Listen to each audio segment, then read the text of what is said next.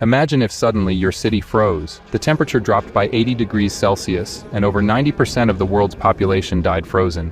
After weeks of freezing, those who survived in their homes have water and electricity cut off. With nothing to eat and no way to stay warm, everyone starves. Our protagonist is the only one who prepared for the end of the world and has a comfortable life. And for those who can afford his price, he can provide a little food. His price is steep.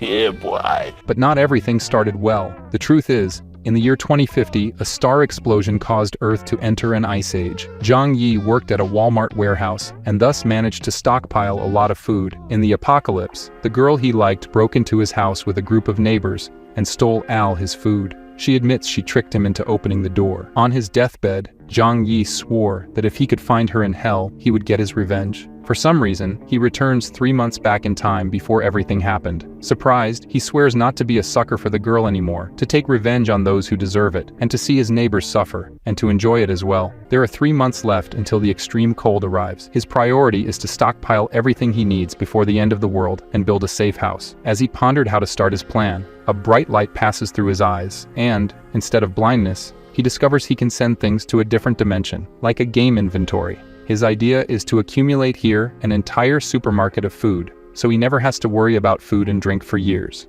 Thinking about all the good food he won't be able to eat in 3 months, Zhang Yi goes to a luxury restaurant to stuff himself, spends 50,000 Korean wons, and puts it all on his credit card because in 3 months all his problems will be over. The girl Fang Yuqing, whom he had been in love with for years and never got anywhere with, and who betrayed him in his past life, along with her friend, sees that he went to a luxury restaurant. Her friend says she's lucky because this loser does everything for her, and he must be rich now. Fang Yuqing, in my last life, pretended to be innocent and virginal, and in the end, stole everything I had, even your arms. Right now, I want to kill that bitch right here, but that would land me in jail. I have to wait until the end of the world to do something. Zhang Yi flashes his bank card and asks, "Do you want to go shopping at the supermarket?" He uses them both to carry everything and show that he now has money, and they accept happily in hopes of making some profit. They ask, "Why so much food?" And the protagonist says, "You never know when an apocalypse might happen, and it's good to be prepared." The two opportunists complain that he's not carrying anything and that they're doing him a big favor. Now Zhang Yi owes them a luxurious dinner like the one he had before. Laughing coldly inside, Zhang Yi looks forward to the time when it's his turn to treat them very well. "I'm looking forward to that too." At the market exit, his Aunt Lin with her grandson says, "You can't eat all of that alone. Give some to your aunt." After saying this, the 5-year-old grandson steals his shopping cart.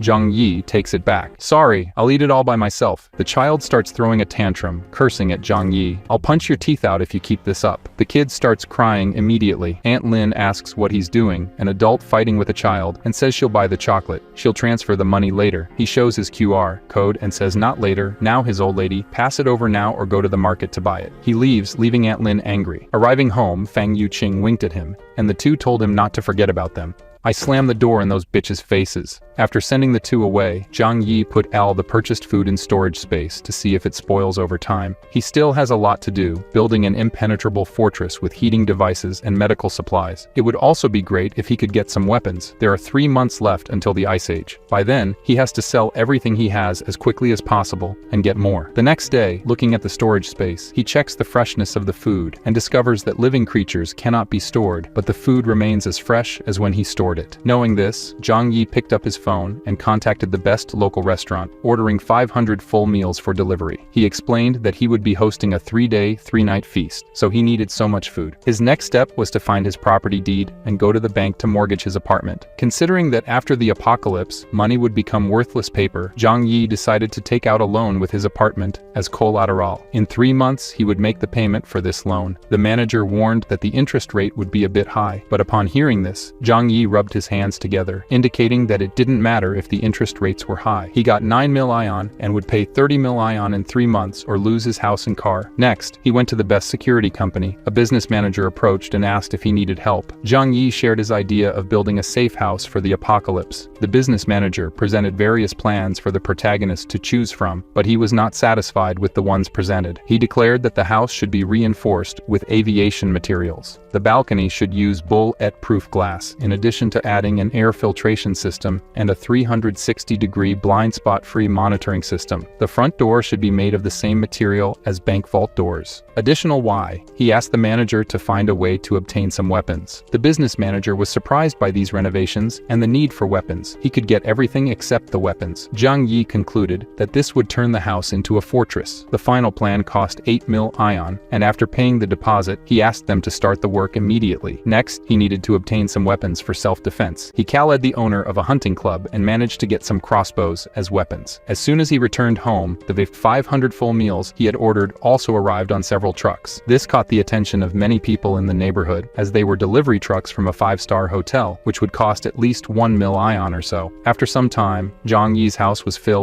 Wasting no time, he put everything into storage space. Basically why, he wouldn't need to worry about food for years of his life. The next day, the security company workers came to start building the safe house. This scene attracted the attention of many neighbors, who mocked Zhang Yi, asking if he had taken the wrong medication. However, he didn't care because he believed that when the end came, they would find out who was the joke. Next, Zhang Yi went to the manager of the company where he works, and bought a portion of the medicine supplies, offering double the market price to have priority to buy everything, even what was already sold to other companies. Then, he transported these things home, little by little. His recent stockpiling activities also caught the attention of Fang Yuqing, who asked if something was about to happen, mentioning that she had been thinking a lot about him recently. The protagonist didn't want to respond to Fang Yuqing's fake concern, leaving her angry. Zhang Yi, the suck-up who used to do everything she asked, suddenly started ignoring her. His best friend simply laughed at the situation. She stated that if something big was happening, the country would definitely notify everyone. All she has to do is win over the nouveau riche Zhang Yi, so they can benefit. After weeks, Zhang Yi's safe house was successfully built. The company also installed surveillance systems on every floor of the building. Zhang Yi was very pleased with the service. Now only one last batch of supplies was about to arrive. Several trucks of drinking water arrived successively. One of the delivery drivers was his uncle Yu, who lives in his neighborhood. He seemed curious as to why his nephew ordered so many gallons of drinking water. In his past life, Uncle Yu was one of the few good people to Zhang Yi, so he whispered to his uncle, "The weather this year is going to be very cold. You should stock up on supplies to prepare as soon as possible." Hearing this, Uncle Yu didn't want to believe, but upon seeing Zhang Yi's serious face, he couldn't help but take it seriously. "Get back to work, you lazy bum."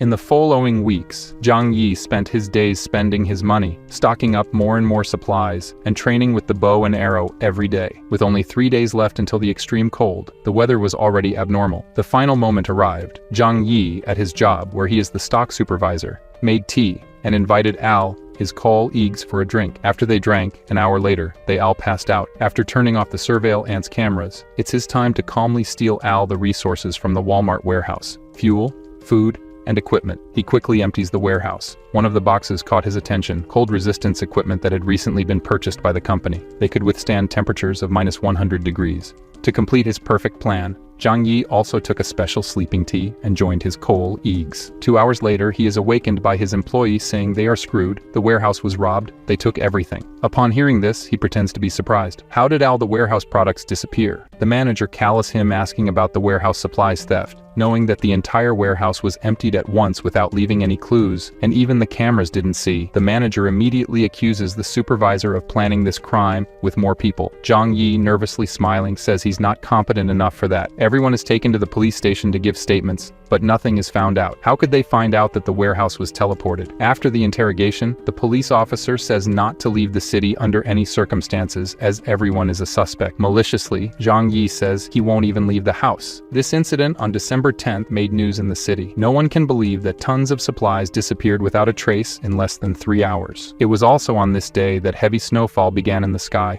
Zhang Yi knew this was the beginning of the cold apocalypse. 3 days later at home, when the shockwave from a supernova explosion brings catastrophe to the entire planet, the temperature starts dropping rapidly overnight. Looking at the heavy snow through the window, Zhang Yi says that this time the story will be different. The people in the apartment owners group were nervous, as it was the first time they had seen so much snow in the city. Observing everything in the building group, Zhang Yi knows that for many people, this was the first and also the last time they saw snow. In his past life, the heavy snowstorm lasted for 3 whole months and the temperature kept dropping, causing many people who had not stocked up on food beforehand to freeze to death. On the second day of freezing weather, the heavy snow at the residential area entrance had already accumulated to a height of 1 meter. Even if people turned the heater to the maximum, they still trembled from the cold inside the house. However, Zhang Yi, who had prepared several pieces of heating equipment beforehand, was comfortably warm and comfortable. After a good sleep, Zhang Yi was awakened by the noise of the phone.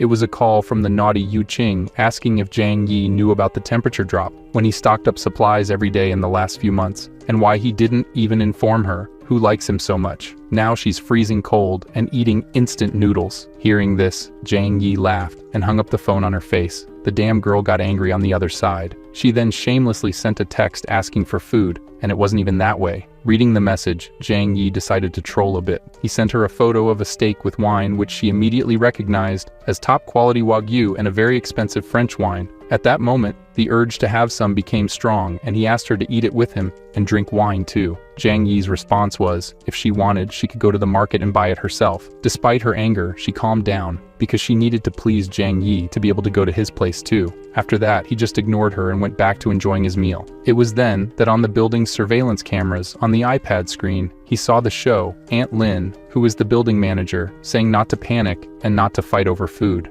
The extreme weather would last at most 2 or 3 days, and the neighborhood committee would help everyone through this. Aunt Lin warned that excessive hoarding of supplies is prohibited and would be reported to the authorities if discovered. However, one person spoke out against it, questioning how she could be sure that the heavy snowfall wouldn't last long. The surrounding residents also wanted to know, stating that if they didn't stock up on supplies now, Aunt Lin would be responsible if they ran out of food. Aunt Lin then stated that the neighborhood committee would take responsibility for this issue, then pointed to Zhang Yi to divert attention just to tell him not to cause trouble. He didn't care about the threats and went back to his super safe house. A week passed and the snow outside kept falling. Aunt Lin asked the building group for Zhang Yi, who is young, to clear the snow from the building's door. He says it's useless to clear because it would be like trying to dry a river with a bucket. By refusing Aunt Lin's request to clear the snow, Zhang Yi suggested she ask the rich people in the neighborhood for help. She was furious and clearly just trying to pick a fight. Angrily, she said that on behalf of the neighborhood committee, this is an order, and whoever opposes the orders will be blamed by the neighborhood committee for the problems. Questioning why Aunt Lin didn't call the rich people in the neighborhood to do the heavy lifting, he proposed that Aunt Lin ask Chunjung how to clear the snow. Chunjung is a construction boss. He has employees for that, and Xing Song is a rich guy and can afford to pay if he doesn't want to help like everyone else. The authority of Tia Lin in the group was shattered, and upon reading the messages, Lin, cursing, decided to call both members of the group to clean the snow together, tagging them in the chat. Upon seeing the message, Chunjung immediately got angry with Tia Lin and with Zhang Yi for acting as if he owned the place. Xing Song sent an audio message in the group saying he was busy working hard and sent a photo to show how busy he was. Tia Lin was furious with the rich guy's response but didn't question anything. She just accused Zhang Yi of causing this confusion. Zhang Yi didn't bother and ignored the rest. Tia Lin was so furious that she called Zhang Yi personally to complain. He threatened her that if she kept talking nonsense and bothering him, he would kill her. Trembling with fear, she hung up and didn't say anything else in the group.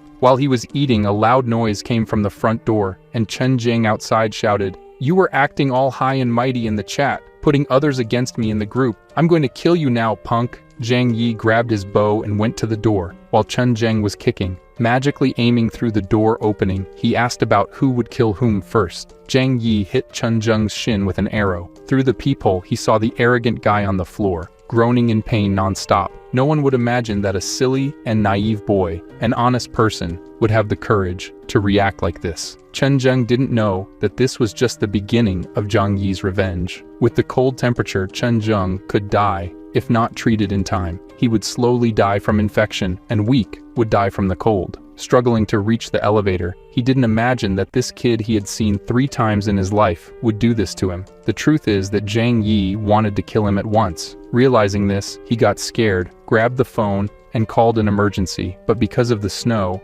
any assistance was impossible. So he treated himself, taking advantage of the cold and numb leg. He removed the arrow himself, then picked up the phone again to threaten in the owner's group, telling Zhang Yi to watch his words. "Chen Jing will kill you." Fearlessly, Zhang Yi responded confidently, "Come here again, and I'll kill you." This conversation left the curious ones in the chat group horrified. After all, no one in the region would have the courage to go against Chunjung. This was the first time someone directly confronted the guy. Furious, he grabbed the phone and called all his employees. In no time, a herd of people, each holding their own weapon, arrived at his house. Baldy led them all to Zhang Yi's door. "Zhang Yi, you offended our big bro. Today is the day of your death." Attacking the door that was supposed to be made of wood, his sword broke, and he flew, spinning away. Scared, Baldy said that this door is made of pure metal. How many enemies does this kid have? His house is more protected than a bank. Watching the security cameras, Zhang Yi said they seemed weak and must be hungry. The group of people, angrier and angrier, Zhang Yi had the idea of grabbing a water hose and turning it on from the kitchen tap. The workers outside saw the door opening passage, not understanding anything because it wasn't an arrow, so there was no danger. The hose sprayed cold water on all of them. A bunch of them fell to the frozen ground. Only a few managed to escape. This scene left Zhang Yi quite satisfied. In this freezing cold water is more dangerous than weapons. In Chunjing's house, 3 of them who escaped huddled together, trembling with cold. He angrily asked, "What happened? An entire group couldn't catch a boy." The 3 explained that Zhang Yi was very clever. He put a burglar-proof steel door in the apartment. He sprayed cold water on all of us through a hole in the door. Chen Jing said he can't hide there forever. Put some men to guard his door day and night. When he needs to leave the house, get him and bring him. At the building's entrance, Uncle Yu led some people to clear the snow at the residential area's entrance, planning to dig a path to the supermarket to restock food. But they realized that, as Zhang Yi said, they couldn't dig as fast as the snow fell. After a while, they gave up and prepared to return. Watching this, Zhang Yi said that human power can't beat one of this size. Even though the television is reassuring all citizens that the country is winning the snow disaster, Zhang Yi is the only one who knows that 95% of the global population froze to death in this snow disaster. His lifelong passion sends a message asking if he's okay. If she didn't know the truth, she could be here with him in luxury. Zhang Yi says he's fine. She says she's out of food and reminds him that he bought a lot of stuff. "Give me some, and later I'll invite you to dinner here." Slyly, Zhang Yi sends a photo of a lobster and says it's already being served for dinner. Seeing this, she gets annoyed, thinking that's why he's single. His chances with her are over now. Her best friend takes the opportunity to send a message too, saying, "You made Fang Yuqin sad now." Seeing this message, Zhang Yi says that this little drama is weak. The best friend gives up, saying that the snow won't last long. Why can't he help his lovely neighbors? He might even win Fang Yuqin over. That would be great for him. Zhang Yi ignores and responds with just an "oh." This pisses off the other bitch too. This loser suddenly turned so Alpha Sigma Red Pill? Yuqing gives up trying to figure out why his loser attitude changed so suddenly. They have the idea that if this loser isn't served anymore, they can use another one with less money. Yuqing called another loser, Zhou Peng. He came running and brought a big bag of supplies, saying it's all the food he has. Before Yuqing could fool another sucker, her friend slammed the door in his face. From the bitch's expression, she didn't even care. She was just thinking about getting revenge on Zhang Yi for ignoring her. With this additional bag, 5 days passed, and the snow kept increasing.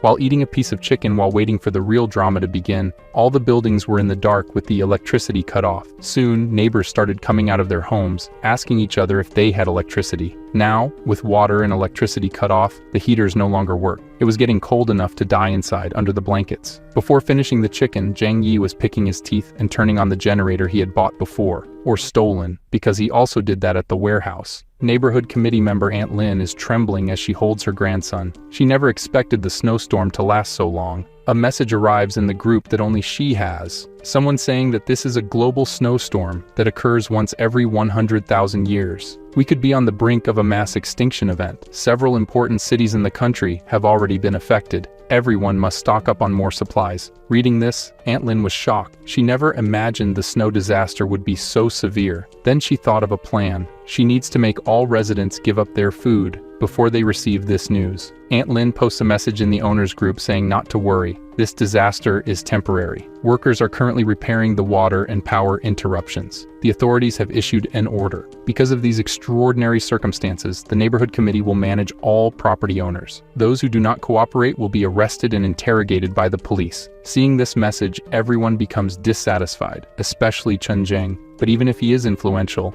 if it's a police order, he has to obey. Meanwhile, Tialin continues in the group chat. Due to the seriousness of the snowstorm, the neighborhood committee has decided to collect all supplies from each owner and distribute them equally to everyone to help overcome this crisis. Upon seeing this message, Zhang Yi remembers that she did the same thing in her past life and stole food from all the residents. Tialin's mistake was sending a message privately to Zhang Yi saying, "My nephew, you work in the warehouse. I saw you last time buying 3 truckloads of stuff. You must have stocked up a lot of food. It's your turn to do your part." Zhang Yi, angry, immediately replies with an audio message. "You armed bitch. Liar guys. He says he ate too much and ran out of supplies at home. When she collects from the building, come share some with me." Hearing this audio made the old lady almost have a heart attack from anger. How could he have ruined everything so quickly? But realizing that she and her grandson are in dire straits and depend on Zhang Yi, the lady calms down and responds kindly. "This is an order from the organization. You have to obey. After the snow passes, I will report your good deeds to the organization." If Zhang Yi hadn't died the last time in his life, he would have believed her. So he responds, picking his teeth, "Aunt, I'm not lying. I have nothing to eat at home, and I'm hungry. How about you send me some instant noodles, please?" Upon hearing this, Tialin couldn't hold back and replied to Zhang Yi, "Refusing to surrender your supplies is the same as going against the organization. I will definitely report you all." Zhang Yi dismissed her and said she was nothing. This made Tialin so nervous that she slammed her phone against the wall, furious with Zhang Yi just like her. After not getting any advantage, Tialin focused on the other owners. If she could deceive some of them, it would be enough. 2 days later, with Tialin lying, several owners sent their supplies to the old lady's house. Seeing this situation, Zhang Yi thought that everyone was stupid, believing in someone in this post-apocalyptic world. After so long, the whole world must be in chaos. Not enough food. People could only wait to starve to death or hunt for food. Many owners began tagging Tialin in the chat, asking about the supplies that were supposed to be distributed equally. "Many of us have no food at home. I want food, or I'll eat you, Tialin." The crooked trustee responded to the demands, mocking, "You idiots. These supplies were obtained through my hard work. Why should I give them away?" At that moment, her phone rang and, seeing that it was Chen Zheng, she began to sweat cold. "What do you want with an old lady?" Chen Zheng said coldly. "Tialin, you really tricked and took everyone's supplies to your house." She pretended to be innocent, saying it was the arrangement of the community committee and that she was just doing her duty. Chen Zheng then said that this is perfect. 10 of them are waiting for her to distribute the supplies. Hearing this, Tialin tried to argue, saying, "These supplies have not been sorted yet. Some owners have not yet handed in their supplies, so we cannot start distributing them yet. So, alright." Chen Zheng, along with his starving companions, stormed her house. There is no more law in this chaos, and he smacks the old lady in the face. Today, he will be the justice. Meanwhile, Zhang Yi watched everything on the surveillance cameras, calmly eating a sausage. He also had the idea to record the action at Tialin's house and share it in the building group chat. Seeing that they were going to take all the food and leave nothing behind, she tried to stop Chen Zheng. "Some of the supplies here are the ones I personally stocked. Without these supplies, how will she and her grandson survive?" Chen Zheng said, "Fuck it," and kicked the old lady. The grandson, in shock, grabbed a bread knife to defend his grandmother, and he stabbed a guy's dick. After feeling the pain, the worker kicked the boy in the chest, while others laughed at him. Chen Zheng didn't show concern for this, and even said that this is what she deserves for deceiving us. "We are just delivering justice." Through the residents group,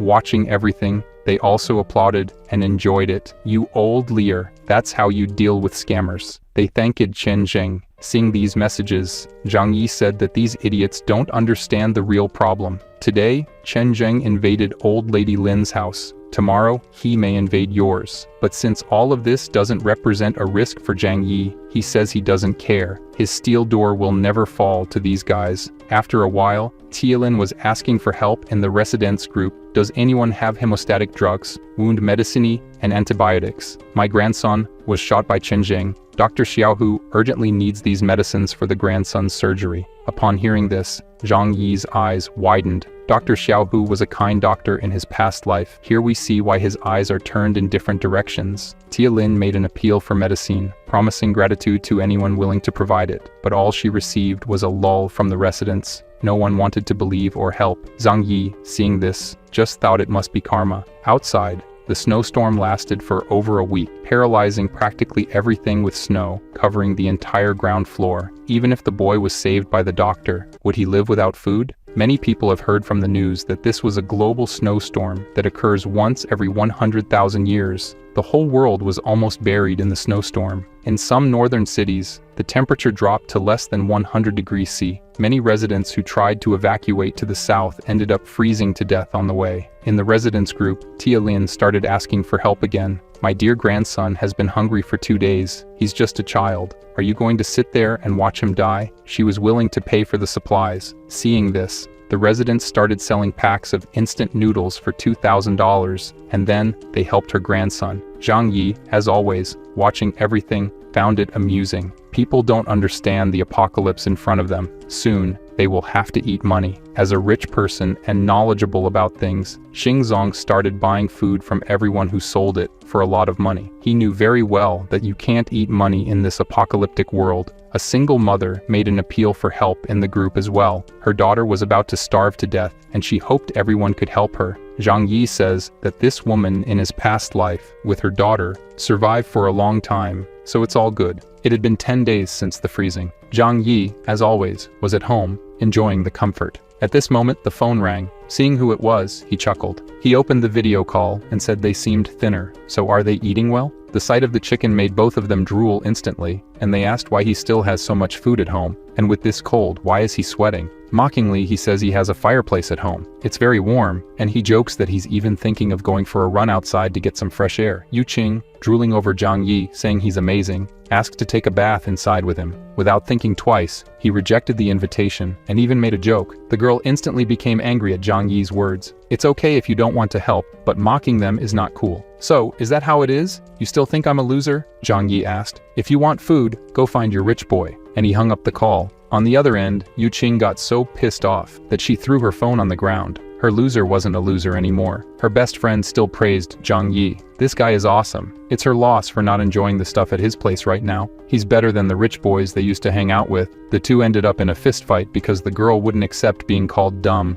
Meanwhile, the government stopped hiding the news of the snow disaster and issued a TV announcement. To meet everyone's electricity needs, power supply would only be available at night, and even then, the voltage would be sufficient only for low-power devices. Currently, all major power plants are shut down, and electricity is scarce. Everyone should use only their cell phones and a lamp or two. No electric showers. Everyone now knows that the ice disaster has no end date. After fighting for 10 minutes without losing their friendship, Yu Qing and her friend decided to be more direct. Yu Qing picked up the phone and called the loser, Zhou Peng, telling a story about how Zhang Yi wanted to tarnish his purity just because he had food. Zhou Peng, pissed off upon hearing this, said Zhang Yi was a scumbag and needed to be taken down. Seeing that Zhou Peng was furious, Yu Qing went further and misled the loser into going to rob Zhang Yi's house now. In no time, the three of them were at his door, each with a kitchen knife hidden, knocking. Watching everything through the cameras, Zhang Yi saw the ultimate loser and knew none of them had any idea about the cameras. They knocked and asked to exchange the medicine they had for food.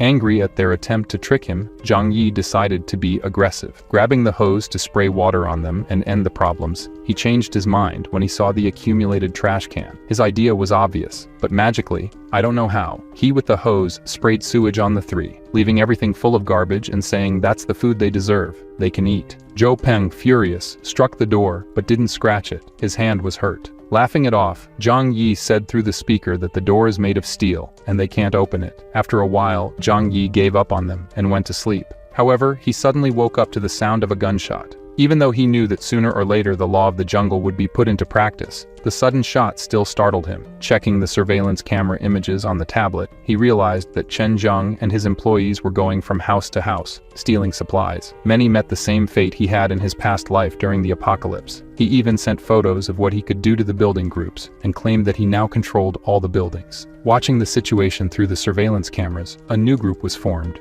where several residents denounced Chen Zheng's actions in the chat, stating the need to go against him soon. Zhang Yi was also added to the group and read the messages, having fun with it all. A retired veteran proposed leading an attack against Chen Zheng, receiving support. The veteran uncle suggested that they needed young volunteers to ensure security and weapons. A woman in the chat immediately sent an audio asking, Aunt Lin stole from them the other day. Can we trust Uncle and give him weapons? This divided the residents into two groups, with half wanting to go after Chen Zheng and the others just not trusting Uncle. Watching the discussion in the group chat, eating something sometimes, and watching through the cameras as Chen Zheng stole more and more houses, Zhang Yi decided he should do something to take this guy down because anyone who goes against him will just end up taking a bullet to the head. That's not fair to everyone. The next morning, a resident who opposed helping the veteran go after Chen Zhang called for help in the residence group. Her door was being forced open, and she would be next. It didn't take long before she was dragged out, and what had to happen happened. Yu Qing and her friends, nervous,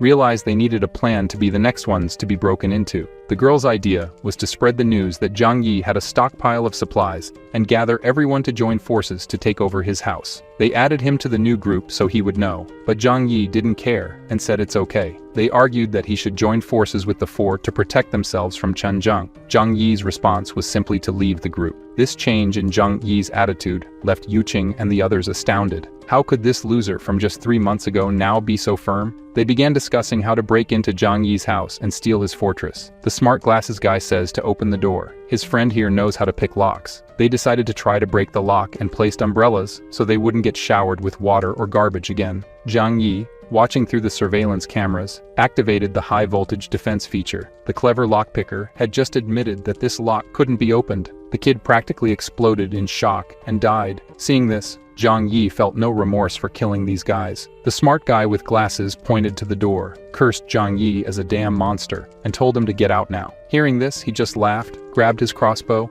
and aiming through the door, hit the left arm of the smart guy's man squarely. The other two went to help the injured and were also hit, the loser and another crazy guy. Yu Qing and the others fled and returned home from where they came. The three hit by arrows were lying on the ground, groaning in pain. One of the girls slapped the slut Yu Qing's face and said it was all her fault. She didn't mention that he had crossbows at home, his crossbow. She argues that she didn't know. Last time, he just sprayed water and garbage. Zhou Peng, the loser as always, defends the slut. Besides, the smart guy remembers that the most important thing is to take care of the wounds. They called, and Dr. Zhou Kier came to check the wounds of the injured people. Surprised, she explained that, with the wounds so deep and without professional equipment, they have less than 20%. Furthermore, the iron arrow was rusty, and without antibiotics, it's certain death. The girl, who is a relative of one of the dumb kids, cries at the news and says that Zhang Yi is very cruel and did it on purpose. Until now, Dr. Cootie doesn't know who this is. Zhou Kier leaves the warning. Get medicine soon.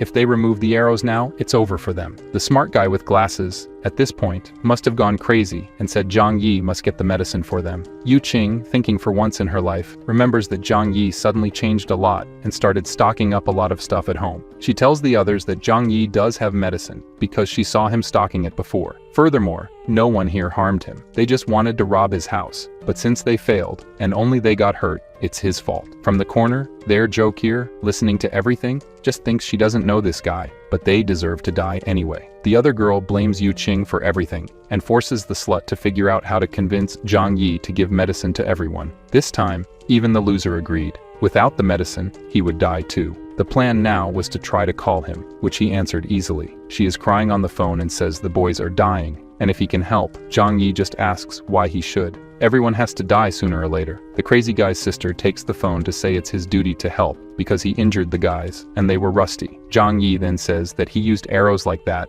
just for them to die anyway. To add insult to injury, he even says he won't help, but Yu Qing can come live with him. At that moment, the girl takes the phone back and says yes, he's yours from now on. Do whatever you want with her, says Zhang Yi. Her blood-sucking friend says to take her too. Zhang Yi says, just come, you can come now. He starts running right away to go. Her friend tries to pull her, and she just gets a push. Get away from me, you bitch, the cousin of one of the boys says, then gives her another slap in the face and calls her a schemer. As always, the slut looks at Zhou Peng, too much of a loser, and asks for his help. He has to make them let her go and be happy with Zhang Yi. She also says that Zhou Peng is a good man, but he's poor and weak. Zhang Yi's brother is the one who can make her happy now. The kid even falls in pain now. She bolted, trying to go to Zhang Yi's house, but the others stopped her. The reason is that everything is her fault, so Yu Qing doesn't have the right to thrive alone. Dr. Zhou Kier reminds them again that without medicine it's certain death and leaves. One of the injured kids, the smarty there, says they should go ahead with the plan to spread the word that Zhang Yi has plenty of food. The smart one says that when Chen Zhang and the others take Zhang Yi's house, they can get medicine.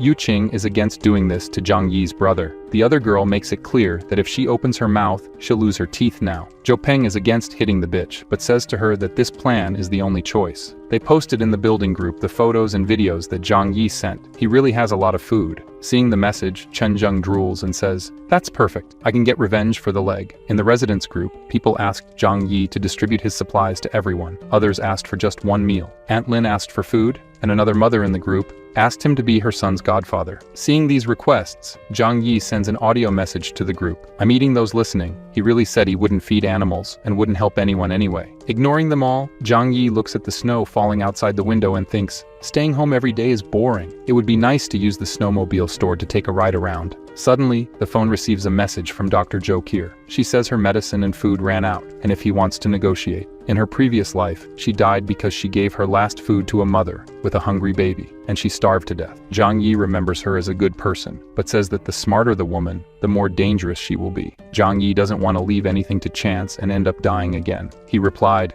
I can provide supplies, but you need to trade something for them. Seeing the message, Jo Kier says he can give her food for participating in a consultation with her. Look how cute she is, thinking she doesn't even know this guy. And now, Zhang Yi says instead he can provide medicine and food, but she needs to do him a favor. Zhang Yi needs her to be his spy and inform him of the residents' plans. The deal is that, accepting it or not, it's her choice to follow the crowd and die like everyone else or stand by his side. She wonders for a moment if this is right, but decides to accept. The first step is taken, guys. Our Zhang Yi has a lot of food, but lacks food, doesn't he? Then the smart guy with glasses sent a final threat. Zhang Yi, where are you? Last chance, are you going to deliver the supplies or not? Seeing the message, Zhang Yi trolls in the group, saying that his food just ran out. The wounded smart guy threatens him, and soon, Chen Zheng makes a group without Zhang Yi, planning to join together to steal everything he has. Jo Kier and Uncle Yu are in the group and decide to warn Zhang Yi about it. With that, Zhang Yi is sure that Dr. Jo Kier was cooperating with him. Zhang Yi tells her that he has plans to defend himself, just don't be with the herd. It was 2:30 in the morning when a group of armed people marched home, shouting that they had to kill the selfish one. They hammered the door with all their might. Seeing this through the security cameras, Zhang Yi turned on the high-voltage device. Those who were close were electrocuted and died. What a pity. The others were scared and wanted to flee. However, as soon as they turned around, they were blocked by Chen Zheng and his gang. He ordered them to continue breaking the door, or they would die. To motivate the residents, the smart one with glasses said that now they have to kill Zhang Yi to avenge the neighbors he just killed. Besides, inside there's a fireplace and plenty of food.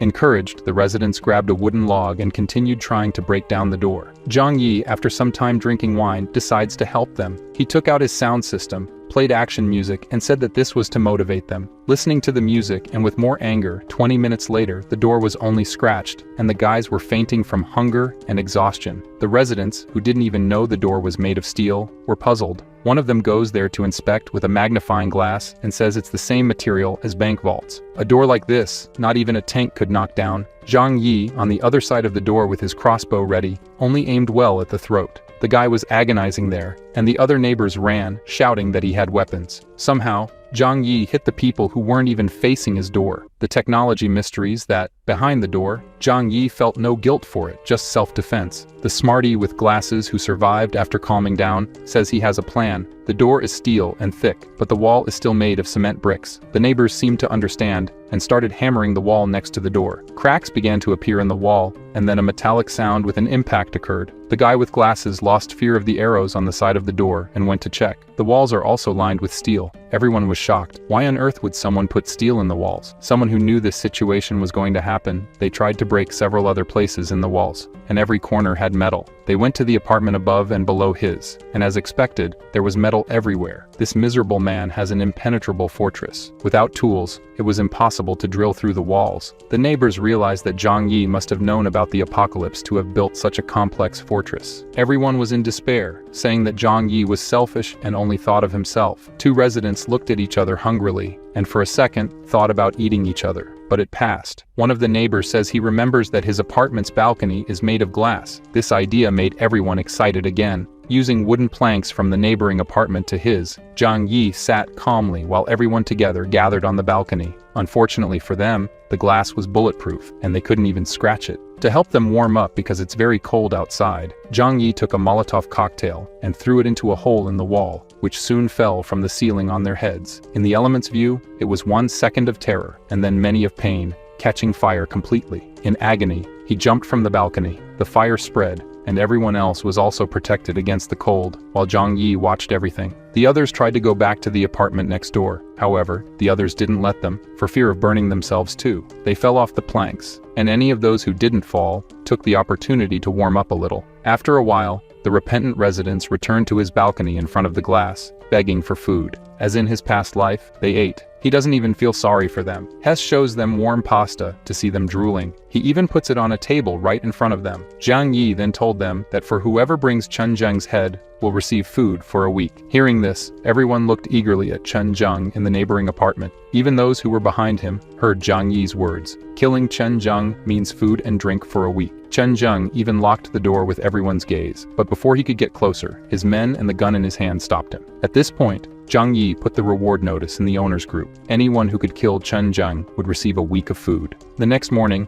the skinny ones were waiting to ambush their food. Even if he had a pistol, they could surprise him. Chen Zheng and his loyal followers were attacked from behind, but the result was that both were lying on the ground. The boss ordered them to be stored as food, and one of his men saw that the boss was wounded in the back in this attack. Chen Zheng called Zhou Qi to come treat his wound. Soon she was doing the dressing, and said it wasn't for free. Chen Zheng says she can eat with them. Seeing what the soup everyone was about to eat was made of, she says she prefers to starve to death. Chen Zheng at least says that she would be the last person to become food in this building. Ignoring this nonsense, she tried to leave. However, Chen Zheng said that only after he was healed could she leave. She sat in the corner of the room while the men resumed discussing their plans to get Zhang Yi. Man, look at how far human beings go in extreme situations. If Chen Zheng hadn't been injured and still needed her, I bet he would force more things, you know? She, after hearing the plans, said she was going to the bathroom, but she was actually there to tell Zhang Yi what she heard. Later, Chen Zheng's men went to the neighboring apartment to get food and steal. They let them in and didn't imagine the food was for them.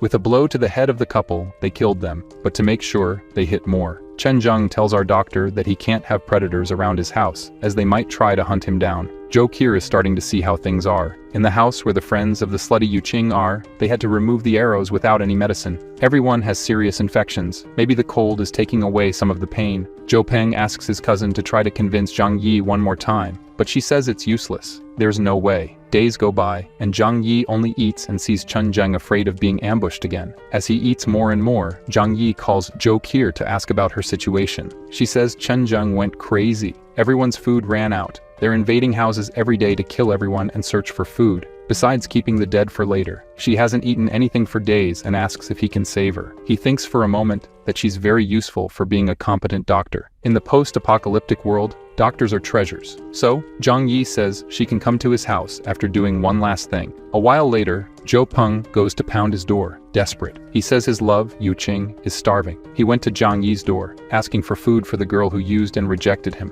Zhang Yi also says that tetanus is already advanced in him. Medicines won't work anymore. As he walks back home, he remembers he never even held Slutty's hand. So instead of waiting for death, he ran to Yuqing's room, kneeled down, and asked her to marry him. She, disgusted, threw him away. The loser grabbed her by the neck, saying they'd get married in hell then. She slapped him in the face, saying she belonged to Zhang Yi. Zhen Peng then says he'll have to go to hell to get her. Then we go back to Dr. Zhou Qi. She told the men she would make a decent meal for them today. They won't even notice it's not regular meat. Pleased, they thought she forgot about pride. She tells them she doesn't want to die as much as they do. After helping a little, she says she'll take care of the rest alone. Putting something in the soup and stirring well, she had to make an effort not to vomit right there. Sometime later, she served everyone. The soup looked really nice, everyone said. To gain their trust, Zhou Qi also served herself a bowl of soup and went back to her room. Hoping her medicine would take effect, she put a whole vial of sleeping pills in it, and in minutes everyone was asleep. Relieved it worked, she sent a message saying everyone was asleep. What should she do next? Zhang Yi's order is to take everyone to the balcony.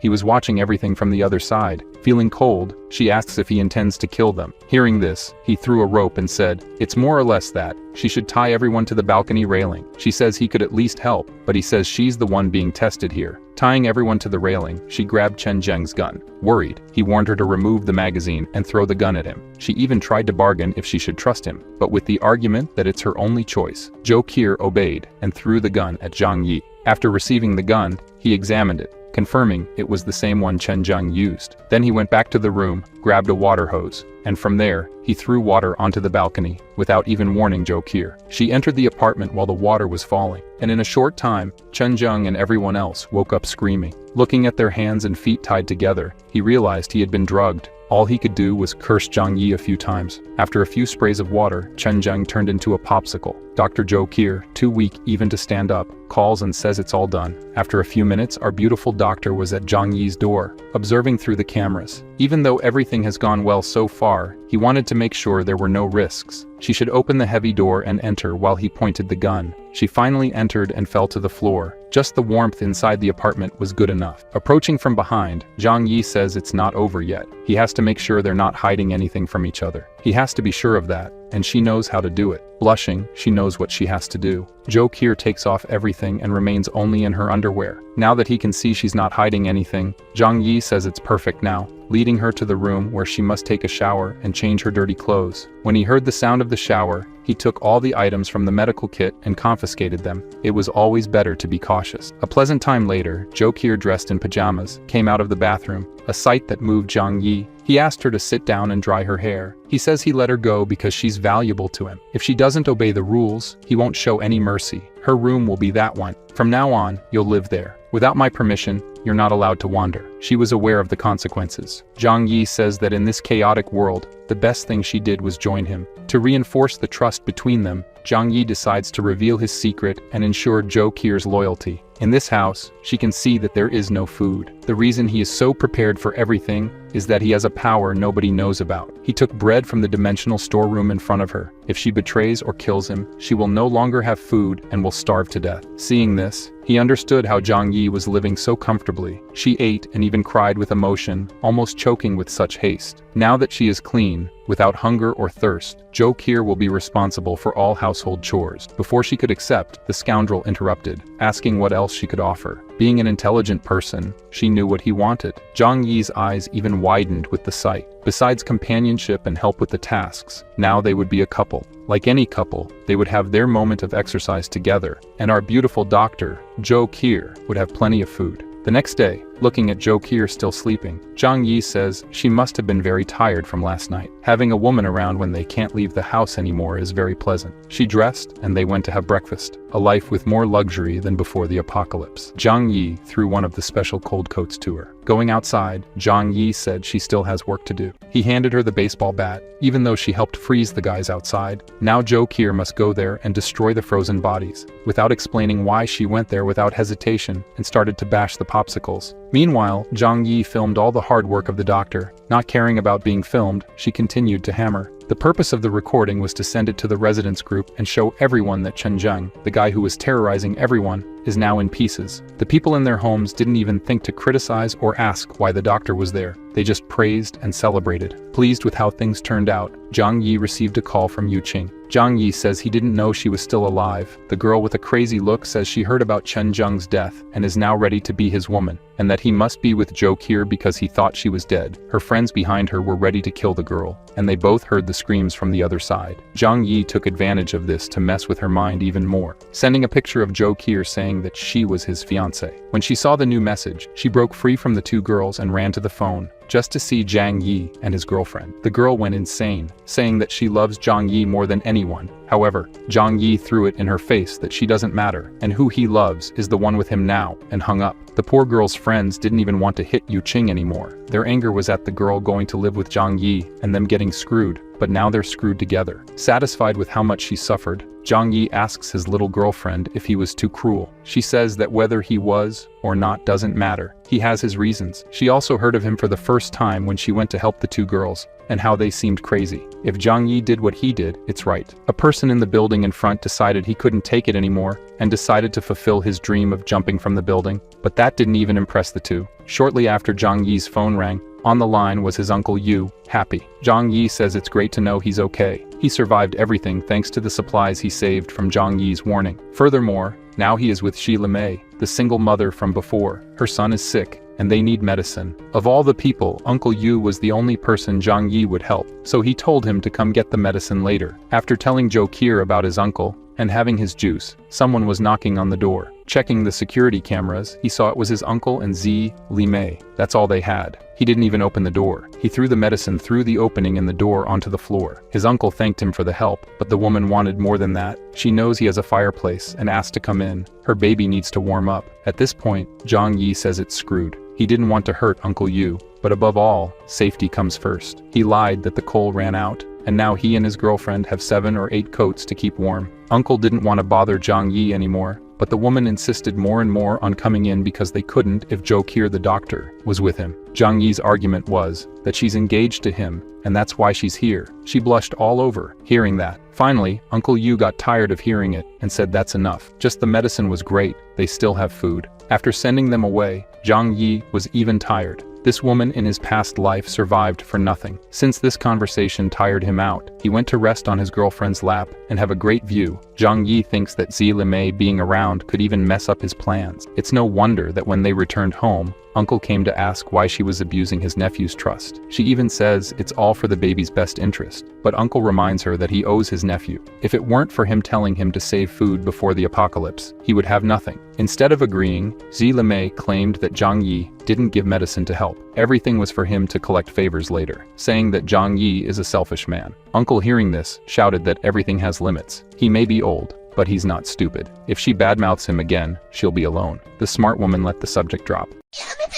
The following morning, people from another building dug a tunnel under the snow to Zhang Yi's building. Everyone they encountered was seen as enemies, and the first unlucky one received a single shot and flipped over. They were aware of the sturdy door and brought dynamite to open it. One of them lit it, ran, and the damage from the explosion was done. The absurd noise of this explosion woke Zhang Yi up, and he quickly went to check what was happening. Through the cameras, he saw construction workers who lived nearby. They came to check, certain that the explosion would destroy the door, but nothing happened. Angry at this attempt to take what he had, Zhang Yi retaliated maliciously. A grenade simply solved their cold problem. After warming them all up, Zhang Yi used his Glock and put several to sleep. His bullets were running out because his ballistic supplies were few, and this confirmed to him that people from other buildings must know about his stockpile and are coming after it too. These explosions and shots left our lovely doctor frightened. After all, there's only one place in the world where it's normal to hear these noises every day. Embarrassed, she disguised it and went to do her job. Now it was clear to Zhang Yi that he should take action. In the residents group, everyone was asking about the noise from before. Zhang Yi, smart as always, said it was residents from another building who tried to blow up his house and were soon going to rob the others, but he kicked them out of the building and some from this life. Everyone thanked Zhang Yi for this. He called his uncle to get more information. This group that came now is from building 26 and is led by someone named Huang Tianfang. The uncle's information is that he did the same thing Chen Zheng did in this building, overturned the residents, took control of the place, and also stole food. Zhang Yi made it clear to his uncle that he overturned many, so they will come back for revenge and try something, so they must unite the neighboring residents and defend themselves. Then, speaking only with Jokir, Zhang Yi said that the neighbors, if given the chance, will stab him in the back. She must take on the mission of gathering information about the other buildings groups together with Uncle Yu. Only 2 days passed, and now she was dressed as a maid and reporting everything her intelligence service found out. Stop looking in the wrong place and pay attention. Jokir explains that the strongest groups dominating the neighborhood are the group from building 26 that came here 2 days ago, and another group from building 21. Still, a group from 2 other buildings must have strength, but they haven't done anything yet. With just this, Zhang Yi deduced that the residents of the other buildings have already turned on each other instead of uniting and are no longer a threat. Grateful for the good work, he tells her to continue collecting information, and for some reason, she blushes, perhaps thinking something else would happen. The same group from building 26 returned to the building, and this time they started overturning people from the other apartments in the building and left the message that until Zhang Yi leaves, all the building's residents will die. Soon, this news spread and disrupted our couple's exercise. The building's residents were demanding that Zhang Yi take action. Seeing this, that anger returned. He sent texts and audio messages saying that everyone's life means nothing to him, and they must defend themselves alone. Shortly after, Zhang Yi called his uncle, saying that now it's his turn to shine. In the building group, he said that the gang from building 26 is only 20 people. If they join forces, they can fight against them. Speaking, everyone agreed that they had to do it. He also said in the chat that he hasn't been eating well for days. The only one who is young, strong, and well-fed is Zhang Yi. He is the only one with the strength to lead everyone. With this, Zhang Yi sent a message in the chat that he can help everyone face the rival building as long as everyone follows his orders. Everyone said they accept following orders that don't endanger their lives. Calm in his home, eating better than us. Zhang Yi says they'll have to take the risks. Yes. Otherwise, they should just wait for the group from building 26 to come and kill everyone. With Uncle Yu on one side encouraging them to agree to follow Zhang Yi, they accepted to obey. To motivate the hungry, he mentioned that there are vehicles that can travel outside in the snow. If they confront the group from building 26, he can fetch food for them. All the neighbors agreed to obey everything, even the most dangerous things, hoping not to be killed by the neighbors, and mainly to gain food. Now everyone agrees to put Zhang Yi as the leader of the building. Now that everyone sees him as a savior, Zhang Yi will make his first exploration outside. With his special cold vests and clothes, he won't have any problems. When Jo Kier was about to say she would go with him, Zhang Yi said no. She should never leave the apartment, and he trusts her 100% to stay here without him. But as soon as he leaves, the scoundrel snaps his fingers and makes all the supplies in the apartment disappear. He descends to the 4th floor of the building, and through a window there, he manages to jump outside. So, the snow is already 4 stories high. Anyone who tries to walk here, ignoring the cold, would sink into the snow somewhere and perish. Fortunately, he had stored a snowmobile in his dimensional space. Someone in one of the buildings saw the scene. I don't know if they saw him pulling a snowmobile out of nowhere or just saw him riding it. Sometime later, he reached where he wanted to go, the Tianhui City Police Station. Breaking the glass, he entered without difficulty. His goal is to get more weapons and ammunition. Deeper into the police station, he found the officers on duty, without warm clothes or heaters. The first night of freezing was the last for them. Zhang Yi shows his respect for the officers and says they were once the heroes who protected the city. As he covers the bodies, he finds the keys to the place. With them, he can open everything here, even the weapons room. Upon entering the place, it's heaven for many people. There are all kinds of weapons and ammunition to choose from. He just put everything into his dimensional loot space. Zhang Yi says that now he needs to get food for his cannon fodder. He returns to his snowmobile and walks to where the shopping mall should be. Digging into the ground, he found the ceiling of the place. Breaking the glass and walking through the place, he stole everything that could be useful. In the supermarket, all the fruits were frozen solid by the cold, as were the meats, but this would serve those who don't even have land to eat. He threw into the bags what could be salvaged and returned to his snowmobile. Upon returning to his building, the leader of building 26, watching him manage to go out and get food, was green with envy and eager to steal that snowmobile. Furthermore, all the residents of the building who heard the noise of the snowmobile also saw it. Uncle Yu saw that his nephew managed to return with more food. He was delighted. Zhang Yi made it clear to everyone that it was extremely difficult to go outside in such cold weather and find food buried in the snow. Uncle Yu shouted, calling Zhang Yi a hero. With this spoiled food and the gun in hand, he ordered that everyone who chooses to take food must be ready to obey his orders. The residents of Building 26, as expected, came after, saying to hand over the food or their lives. His first order was that right now, they will steal their food, go there and eliminate them. Everyone who makes a kill will receive food for 5 days. Just hearing that they could get 5 days worth of food, everyone went crazy and attacked the gang member from Building 26. They couldn't understand how the weak and fearful people suddenly went so crazy. They were overwhelmed. Zhang Yi and his fiancée watched everyone defeat the enemies and celebrate their victory. Some who survived fled back to Building 26. And the wounded on our side, Jo Kier knew she could save them, but she knew she would need to spend medicines and food just out of kindness. She also gave up because she knew Zhang Yi wouldn't allow it. I ask here now, do you think Zhang Yi is a villain or just an anti-hero, or, I don't know, just does what it takes to survive? Because from now on, he starts to use all people in a very cunning way. He gathers everyone and congratulates them. Those who were MVP and had the most kills received their bonuses. This was premeditated to encourage everyone to strive for him. One by one, they obeyed the guy with a gun in hand and owner of the food. No one had happiness on their faces. But when it was the turn of someone Zhang Yi saw slacking off, he scorned and kicked a candy to him. He complained that this wasn't fair because he would only receive that. Zhang Yi questioned if he had the courage to complain still. The guy did nothing and just stayed behind, shouting and attacking. Those who received less food and were sad are now happy to know that there are worse off people. Trying to argue, Xu Hao said there were many people fighting and he couldn't find a way to join the fight. Zhang Yi made it clear he didn't care. Only results matter. Angrily, Xu Hao insisted that Zhang Yi was treating him specially. So Zhang Yi gave the order, and 2 neighbors held the discontented guy. He just shouted, asking what happens to those who disobey the boss's orders. After making it clears what happens to those who complain, the guy taken as an example had the candy in his hand. Zhang Yi stepped on it, grabbed the candy and the poor guy's hair, and made it clear that work equals food. No work equals no food. He ordered Jo Kier to store the rest of the supplies, since everyone had taken their shares. In the middle of the crowd, he heard a familiar voice. Fang Yu Qing and her bloodsucker friend were dragging themselves underneath. They said they hadn't gotten their food yet, and if Big Brother Zhang Yi hadn't forgotten about them, Zhang Yi, humble as always, said he hadn't forgotten about them. Jo Kier stored the food, because there wasn't enough for the 2 of them. Fang Yu Qing, crying, asked why he didn't like her anymore after all these years. With a slap, he told her to get away. He never liked her, and is now engaged to the wonderful Jo Kier. One of the women said that she was a gold-digging slut. Zhang Yi agreed agreed, saying she always deceived rich boys to take their money. The guy who had just been humiliated said she had used him many times before. Then the other men said that if they had known she was selling herself before the apocalypse, they would have taken advantage too. After being humiliated so much, she fled. For some reason, two men grabbed the bloodsucker friend and dragged her somewhere else. By their expression and covering her mouth, I imagine they went to feed her. For her, Xu Hao, for telling about Fang Yuqing, received something better to eat, and now swore he would do better for the master. After the show,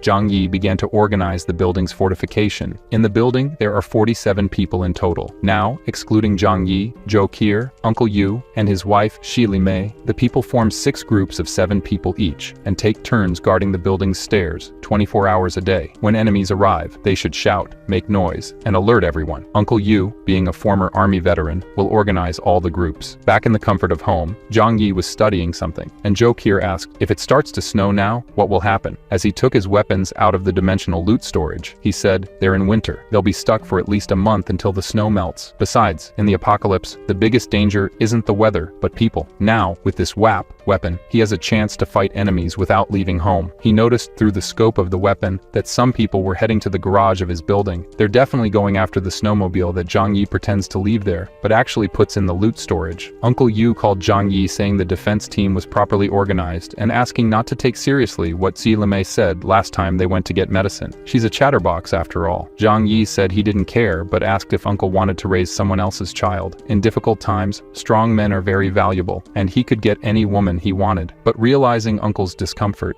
Zhang Yi said Xi Limei is also a good woman, and if that's the case, he should knock her up too. However, Uncle said that in an apocalypse, one shouldn't think about that, and now he'll go back to work. Zhang Yi told Zhou Qier that these matters of children should be thought about calmly. In the tunnel they dug, some people from Building 26 came back secretly, planning to make hidden thefts. The first of them almost got a beating. The guard shouted enemy attack, and a brawl started on the stairs. The group from Building 26 didn't count on the fact that now Zhang Yi's building was so well protected, and the survivors fled. Outside, enjoying the good life, Zhang Yi saw the enemies fleeing and said he was really in the mood to shoot some, taking his WAP from the loot storage. Through the scope, he could see perfectly, with an absurd calmness, even knowing the result of pulling the trigger. One of the fugitives got a shot right in the head, and the others, realizing what it was, ran even more frantically. Thank you for watching. Don't forget to subscribe to the channel so you don't miss out on upcoming videos. Leave a like if you enjoyed it and share with your friends. See you in the next video.